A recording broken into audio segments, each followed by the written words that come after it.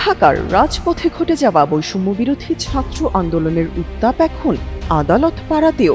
রাজধানীর যাত্রাবাড়িতে আসাদুল হক বাবু হত্যা মামলায় কন্টেন্ট ক্রিয়েটর তৌহিদ আফ্রিদির ভাগ্যে নির্ধারিত হল 5 দিনের রিমান্ড। সোমবার ঢাকার মেট্রোপলিটন ম্যাজিস্ট্রেট সারা ফারজানা হকের আদালত এই আদেশ দেন। এর আগে মামলার তদন্তকারী সংস্থা সিআইডি আফ্রিদিকে আদালতে হাজির করে 7 দিনের রিমান্ডের আবেদন করেছিলেন।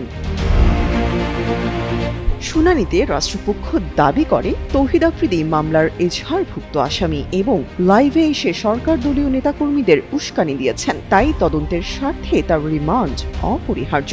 অন্যদিকে আফ্রিদির আইনজীবীরা রিমান্ড বাতিল ও জামিনের জোর আবেদন জানান। তারা বলেন, এই হত্যাকাণ্ডের সঙ্গে আফ্রিদির কোনো সম্পৃক্ততা নেই। মামলার বাদী নিজেই অভিযোগ প্রত্যাহার করতে চেয়েছেন বলে তারা আদালতকে অবহিত করেন। আদালতে শুনানি চলাকালীন আফ্রিদির বাবা নাসির উদ্দিন সাথীর সঙ্গে সাবেক প্রধানমন্ত্রী খালেদা জিয়ার একটি ছবি দেখিয়ে আসামিপক্ষের আইনজীবী বলেন, আমার মক্কেলের বাবার কোনো রাজনৈতিক পদবি নেই, তিনি একজন ব্যবসায়ী। এর মাধ্যমে তারা প্রমাণ করতে চেয়েছিলেন আফ্রিদির কোনো রাজনৈতিক পরিচয় নেই। আফ্রিদির শারীরিক জটিলতার কথা উল্লেখ করে তাকে চলাচলের জন্য অ্যাম্বুলেন্স সুবিধা দেওয়ার আবেদনও করা হয়।